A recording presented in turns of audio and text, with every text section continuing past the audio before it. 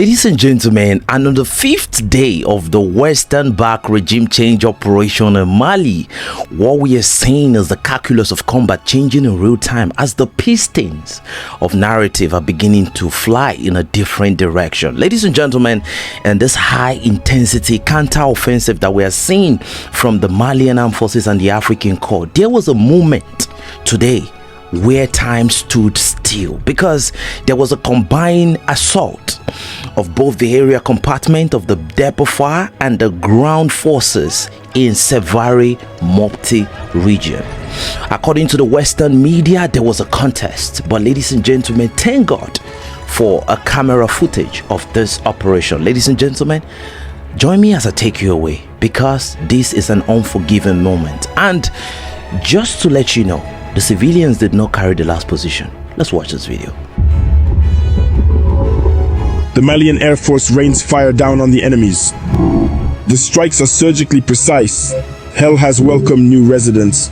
As part of territorial surveillance operations carried out on April 25, 2026, the Farmer Air Force successfully conducted targeted strikes against a major terrorist armed group hideout in Sévaré in the Mopti region.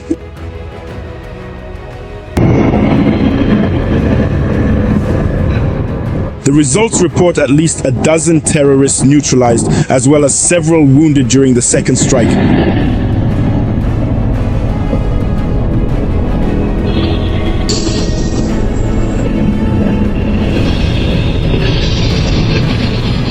The targeted base was completely destroyed, along with all survivors in the first strike.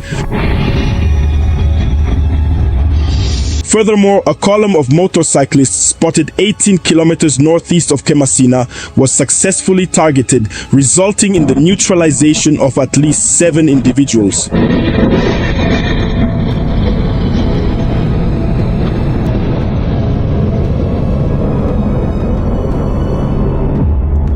A second successful strike was also carried out against an armed vehicle.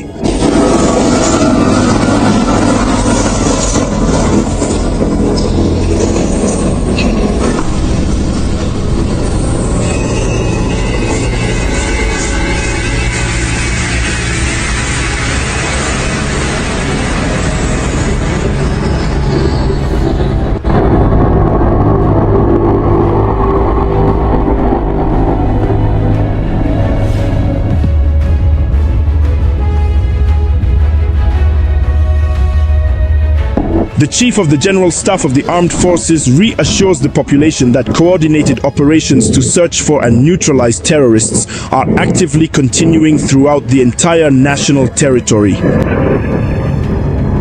Ladies and gentlemen, you can see the level of destruction. I'm beginning to think that the Malian armed forces has completely employed new capabilities in this operation.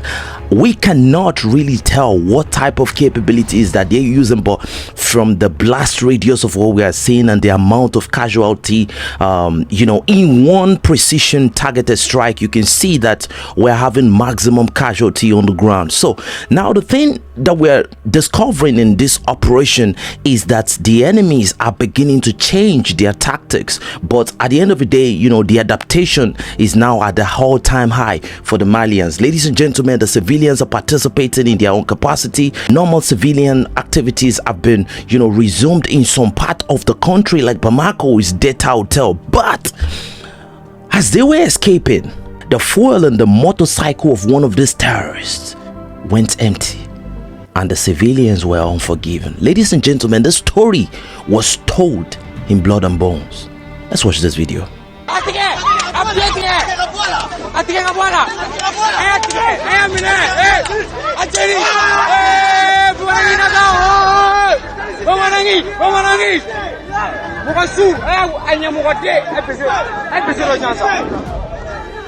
Against the narrative of the Western media again in the region of Menaka that there was a contest between the African Corps and the Malian armed forces against the terrorists. Ladies and gentlemen, the narrative was different. According to the information we have the Tuaregs of Menaka, with the Malian farmer and the African Corps patrolling the region of Menaka. According to the information we have, the people of Menaka are saying that they don't want anybody that is not Malian to cross into their territory. Ladies and gentlemen, you see, what I've discovered in this conflict is there is a new narrative, a new story is being written, because before this conflict, the narrative is that the presence of the Russians in Africa was illegal. You know, they were making it look like the Russians don't have the right to get into Africa. But I can tell you that with the way the dynamics of this conflict is going, the way the Russians and the Malian armed forces have been able to reclaim the situation in Mali at God's speed, is beginning to make me feel that after this failed Western-backed regime change operation in Mali, you know, many African countries might begin to have a change of mind, because according to the information we have now, the Madagascan, you know, authorities have now sent out some French ambassadors. Not only that, some French citizens in Madagascar have been detained because according to the information we have, they said they were trying to, you know, destroy the civilian infrastructure. Most especially, they want to create a situation where there is going to be total blackout in Madagascar. Now they see that the operations in Mali have changed completely. They no longer have, you know, the narrative. Maybe they feel like if we cannot carry out the regime change operation in Mali, maybe we can turn to Madagascar, but the Madagascan authorities are not going to be having it. Now, that is not the only information that is going on here. Let's take it away to Kidal. Now we have a situation in Kidal where a 4-minute TikTok live stream by one of the Azawadian terrorists that was trying to show the people that, look, we have control in Kidal, turned into a 4 minutes before the call to glory. Ladies and gentlemen, let's watch this video.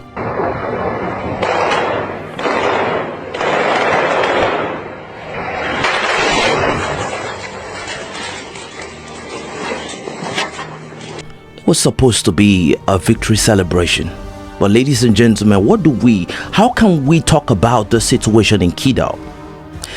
A lot of people are saying the doors are closing in on the terrorists in Kidal. Do they really have the initiative? In another episode, we have a bombing campaign. According to the information, the leaders of the Azawadian terrorist group were gathered in a particular location in Kidal. According to the information, they were having a conversation on how they were going to launch another targeted operation. But ladies and gentlemen, the skies of Kidal was under the control and the monopoly of the Malian armed forces. It's Malian territory at the end of the day.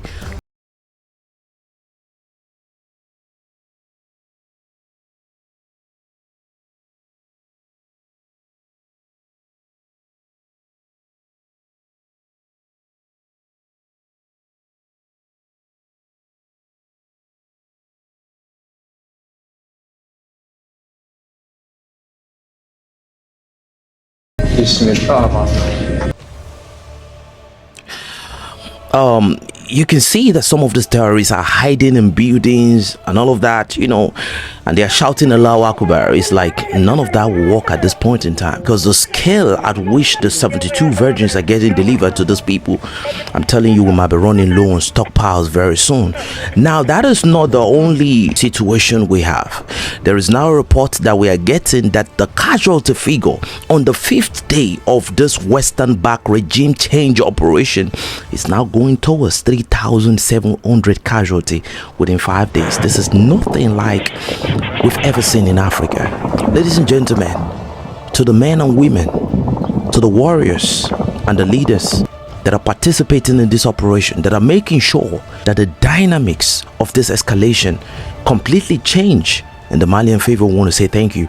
So, ladies and gentlemen, according to the information we have, there is an hospital in the southern part of Algeria called the Bodbaji Mukhtar Hospital. According to the information that we are hearing, this is the hospital where the casualties of war in the northern part of Mali has been evacuated to. Now, the rumors are getting to us that the ICU and the accident and emergency unit is completely saturated, and these fighters are getting moved to other facilities where they can get medical care.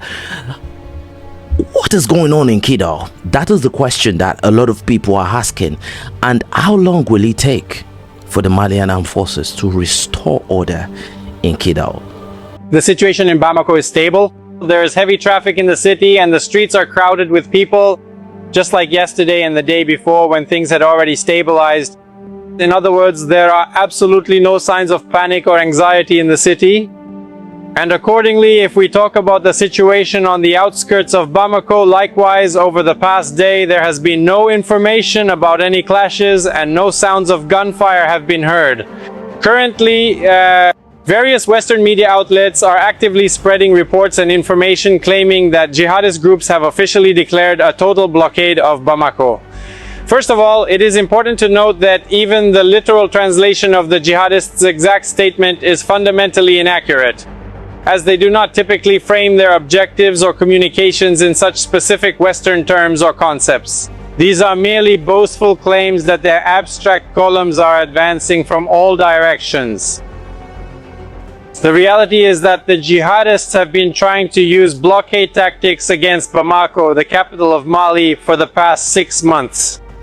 However, so far, their efforts have not led to any success. And now, after suffering significant losses following their attempt to mobilize and attack the capital, it is unlikely that these efforts will become any more effective. Yes, at most, what the militants can do is destabilize the situation on certain roads for a while. But the armed forces of Mali and the African Corps have already faced such challenges, and the fighters of the African Corps have successfully handled the tasks of restoring normal life.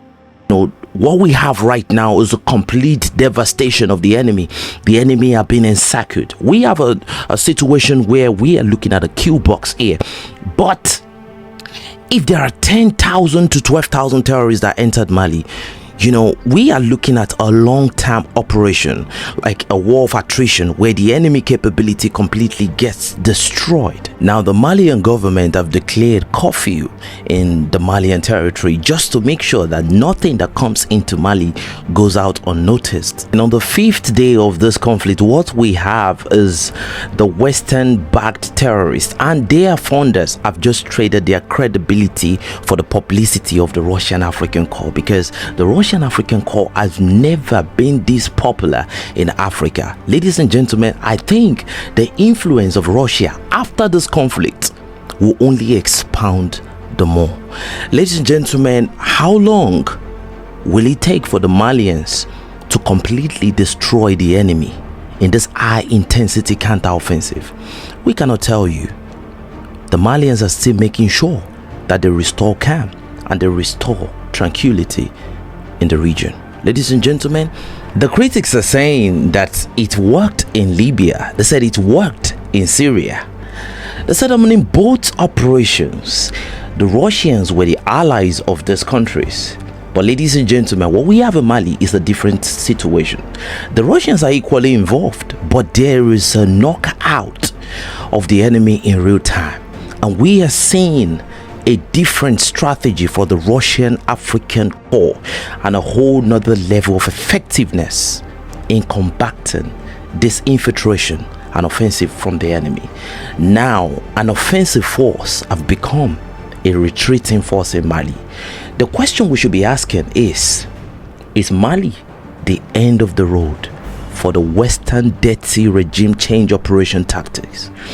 That's the billion-dollar question, ladies and gentlemen. And for the Android community, it's your boy 7200 signing out. Enough said. Before I go, do what to hit the like and subscribe button, because if you don't, Android will cry. Autonomy in Western Sahara, as desired by the American administration and the Security Council, including Russia and China, because they went along with the proposal. They agreed to the American proposal, and things are moving forward. And now there is autonomy in northern Mali. Someone might ask, does autonomy in northern Mali serve Algeria or not? I say no. I say no. Even though our relationship with the Azawad is, of course, good, but autonomy in northern Mali will encourage other minorities to demand autonomy as well. There is this opinion that somehow this war will lead into the sudden crumbling of the United States. That's also wishful thinking. This is a very long process. It's a long war, and it will not be exclusive in Iran, and this will move into other regions. Rest assured, the moment the war is over in Iran, you will see the Americans are going into another war. maybe in Cuba. Maybe they try to destabilize some of the peripheries of China. It's already happening in Mali. Like this issue in Mali. It makes no sense. Anyone with two functioning brain cells know that the government in Mali, the military in Mali, is backed by Moscow. And all of a sudden, it's not all of a sudden, they already exist there, but this strong putsch and this strong push against the government, an attempt for a coup against the Mali government, it has 100% the fingerprints of the United States and France. No question about that. And the French and the Americans have a long historical track record of supporting these type of terrorist organizations. ISIS, Al-Qaeda, name it. And Africa is very important for the imperialists, for its natural resources, for its geography, for its earth minerals, and they are basically exploiting the African people. They're impoverishing them, and they're bringing all the wealth of Africa into Europe or into the United States. Therefore, you have the other powers such as China and Russia are also investing in creating some hubs or some regions which would decolonize the American and French and British and German and probably other players' presence, imperialist presence in this region, and fill the vacuum through strong military powers. All of a sudden, you see the explosion of the situation there because it's proxy conflict against Russia, China, and other rising powers who are investing in these countries. So the moment you see the Iran war is over, and not even before it is over, you see the situation in Mali, maybe in Greenland, maybe in the Far East Pacific, maybe in South Korea, maybe in Japan. There's so many places, and I think one of the places which we will see the rise of an unpleasant player on the international scene is going to be Germany.